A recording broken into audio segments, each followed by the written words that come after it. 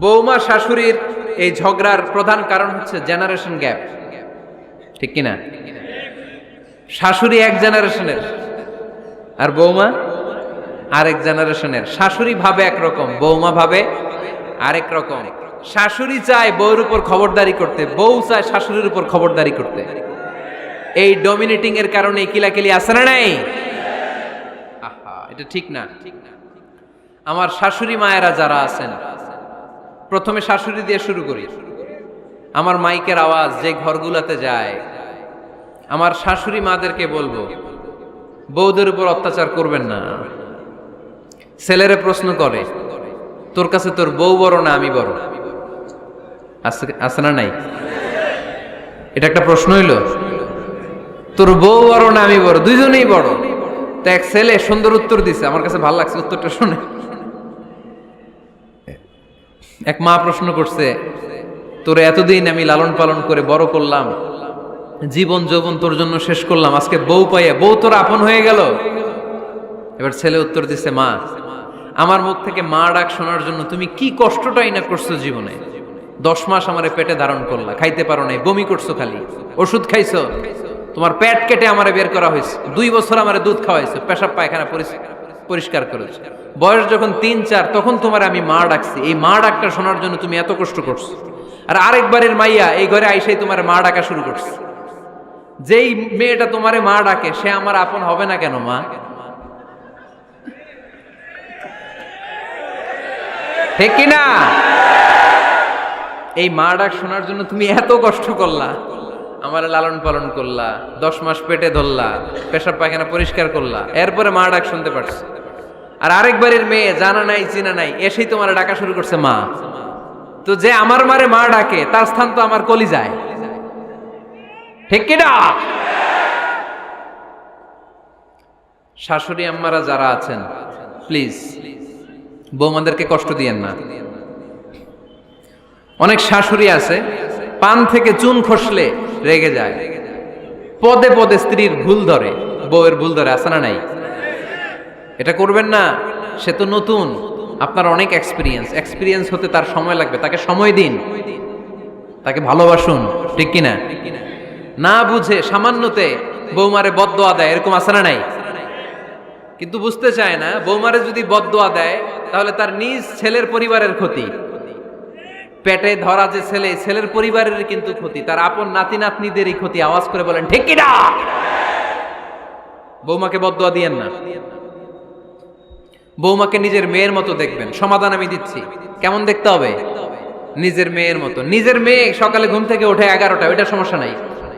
বৌমা কেন উঠলো না, ওইখানেই ঝামেলা, আছে না নাই? মেহেরবানি করে আপনার বৌমাকে আপনার নিজের মেয়ের মতো দেখেন। নিজের মেয়েরে যেমনি আদর করেন তাকেও অমনি আদর করেন। আপনার বৌমারে যদি আপনি কষ্ট দেন, মনে রাখবেন আপনার নিজের মেয়েটাও আরেকবারের বউ হয়ে কয়েকদিন পরে যাবে। আপনি যা যা করবেন আপনার মেয়েকেও তারা ওই রকম কষ্ট দিয়ে বাড়িতে ফিরিয়ে দিবে। চিল্লায় বলেন ঠিক কিনা? খবরদার, টিট ফর ট্যাট। ইট্টি মারলে পাটকেলটি খেতে হয়। এজন্য শাশুড়ি আম্মা জানারা যারা আছেন, বৌমার সাথে খারাপ আচরণ করবেন না মেহেরবানি করে। তাকে আপনি কষ্ট দিলে আপনার নিজের মেয়েটাও আরেক বাড়ির বৌমা হবে, সেও ওই বাড়িতে এই কষ্টগুলো ভোগ করবে। এগুলো যখন আপনি শুনবেন তখন আপনার চোখ দিয়ে পানি পড়বে কি পড়বে না? পড়বে। এবার আসেন বৌমার কথা বলি। বৌমা যারা আছেন মেহেরবানি করে, বৌমা যারা আছেন মেহেরবানি করে আপনার শাশুড়ি আম্মাকে নিজের মায়ের জায়গায় রাখবেন। আপনার বাড়ি ছেড়ে নতুন বাড়িতে আসছেন, তো এটাই তো আপনার বাড়ি। আপনার মা রেখে দিয়ে নতুন মা পাইছেন, এটাই তো আপনার মা। তো ওনাকে মায়ের জায়গায় বসাতে আপনার সমস্যাটা কোথায়? বৌমারা খেয়াল রাখবেন, আপনি আপনার শাশুড়ির সাথে যে আচরণটা করতেছেন, আপনার শেষ বয়সে আপনার ছেলের বিয়ে দেওয়ার পরে যে বৌমাটা আসবে ওই আচরণই আপনাকে ফিরিয়ে দিবে। The nature has its own return. প্রকৃতির একটা মাইর আছে, এটা শেষ মাইর, এটা শেষ খেলা। প্রকৃতির খেলা বড় খেলা। আপনি আপনার শাশুড়ির সাথে যে আচরণ করবেন, আপনার শেষ বয়সে আপনি একদিন শাশুড়ি হবেন, এটা মাথায় রাখবেন। ওই আচরণই আপনি ফিরে পাবেন। আওয়াজ করে বলতে হবে ঠিক কিনা? এজন্য 9 নাম্বার পয়েন্টস হচ্ছে মিউচুয়াল রেসপেক্ট। সবাই যেন সবাইকে ভালোবাসি। দোষ ছাড়া মানুষ নাই। সবার দোষ আছে, আমরা যেন একে অন্যের দোষ না খুঁজি। বৌমারা, আপনাদের কেন যদি আমার মাইকের আওয়াজ যায়, অল্প কিছু টেকনিক অবলম্বন করলে আপনি আপনার শাশুড়ির মন জয় করতে পারবেন। শাশুড়িরা আসলে বেশি কিছু চায় না, আগের জামানার মানুষ তো, এদেরকে ওইভাবে হাত করতে হবে। মাঝে মাঝে একটু শাশুড়ির মাথায় তেল দিয়ে দেন, চুলে তেল দিয়ে দিবেন আর কি, মাঝে মাঝে চুল আশ্রয় দিবেন, এগুলো কিন্তু খুব পছন্দ করে শাশুড়িরা। ওনার প্রেশারটা একটু মেপে দিবেন, ডায়াবেটিক্সের ওষুধটা খাইলো কিনা সময় মতো খোঁজ নিবেন, কি পছন্দ করে খেতে একটু রান্না করে দিবেন। যেই বক্তার ওয়াজ শুনতে পছন্দ করে ওই বক্তার ওয়াজগুলো ডাউনলোড করে শাশুড়ি আম্মাকে দিবেন, ইসলামী বই দিবেন। দেখবেন বয়স্ক নারীরা মাহফিল যেতে খুব পছন্দ করে, ওয়াজ শুনতে খুব পছন্দ করে, নবীদের কাহিনীগুলো শুনতে পছন্দ করে। বসায় বসায় একটু কাহিনীগুলো শোনাবেন।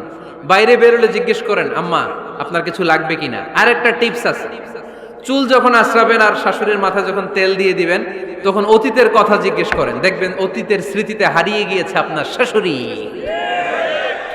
কি জিজ্ঞেস করবেন জানেন? জিজ্ঞেস করবেন, আম্মা জান, মুক্তিযুদ্ধের সময় আপনার বয়স কত ছিল? ওই সময় মুক্তিযুদ্ধের সময় আপনাদের এলাকায় কি কি হয়েছিল মা? আরেকটা প্রশ্ন করবেন, মা বিয়ের সময় আপনি কেমন ছিলেন? ওই দিন দেখবেন বুড়ি আর বুড়ি নাই, জুয়ান হয়ে গেছে। ওই দিন বলবে, মা আমি অনেক সুন্দরী ছিলাম, আমার মাথায় অনেক চুল ছিল, আজকে নাই। আমগো গ্রামে আমার চাইতে সুন্দরী মাইয়া ছিল না। অতীতের স্মৃতিতে, স্মৃতি হাতরাতে হাতরাতে তিনি হারিয়ে যাবেন। জিজ্ঞেস করবেন যে, মা শীতকালে আপনাদের দেশে কি পিঠা বানাতেন আপনি যখন ছোট ছিলেন, আপনার বাপ চাচারা কি করতো? এগুলো জিজ্ঞেস করলে উনি স্মৃতির পাতা হাতরাতে হাতরাতে চোখ দিয়ে দাঁড় দাঁড় করে ওনার পানি ঝরতে শুরু করবে।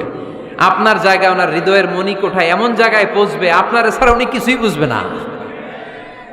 বৌমারা, এই অল্প কিছু টিপস অবলম্বন করে আপনারা আপনাদের শাশুড়ির মনকে জয় করতে পারেন।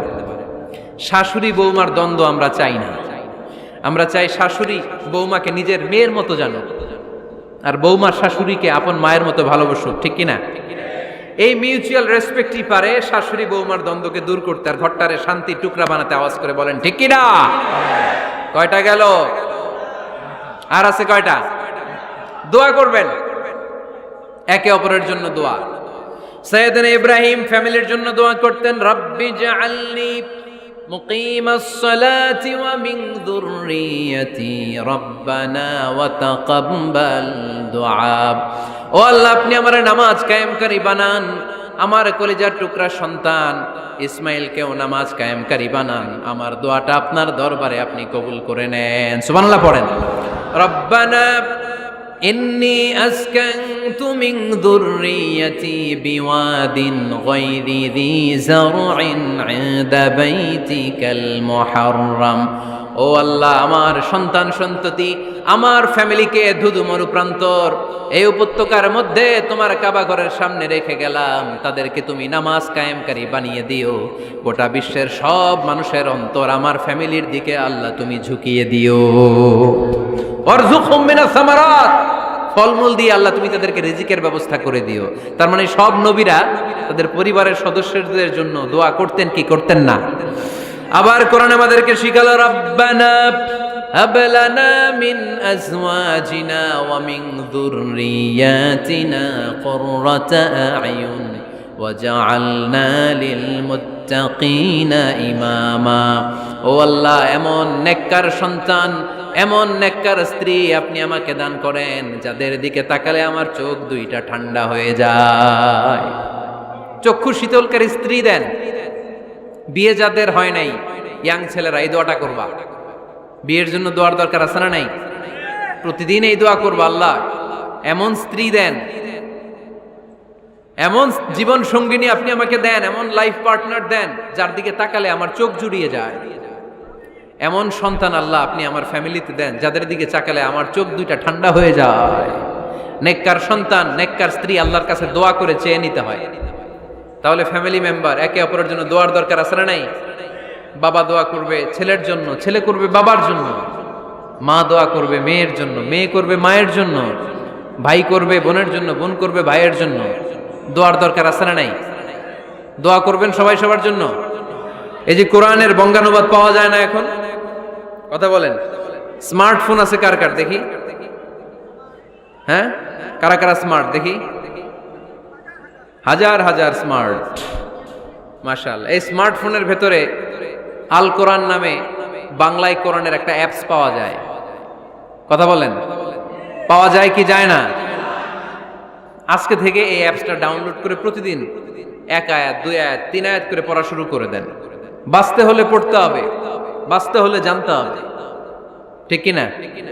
এই স্লোগান আমাদেরকে শিখায়। এই স্লোগান তো আল্লাহ, এই স্লোগান দিয়েই তো আল্লাহ কোরআন শুরু করছে, ইকরা বিসমি রাব্বিকাল্লাযী খালাক। বাঁচতে হলে জানতে হবে, বাঁচতে হলে পড়তে হবে, পড়ার কোনো বিকল্প নাই। আওয়াজ করে বলেন ঠিক কি না? সুজানগরের রায়েরা, মোবাইলের অ্যাপসের ভিতরে আমরা কোরআন রাখতে রাজি আছি তো সবাই? হাদিসের অ্যাপস ডাউনলোড করতে রাজি আছি তো?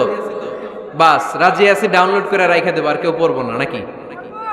হ্যাঁ, প্রতিদিন একটা আয়াত হলেও যেন আমরা পড়ি। আল্লাহ যা বলা দরকার সব বলে দিয়ে গেছে, নতুন করে আর কিছু বলবে না। আমরা যেন পড়াশোনা করি, আমরা যেন একটা পাঠাগার বানাই। আবারও কখনো আসার সুযোগ হইলে আমি জিজ্ঞেস করবো, যদি আমার মনে থাকে যে আপনাদের পাঠাগার আছে কার কার ঘরে, সেদিন সবার হাত তুলতে হবে। এমনি পারা যাবে তো? আল্লাহ তুমি তৌফিক দাও।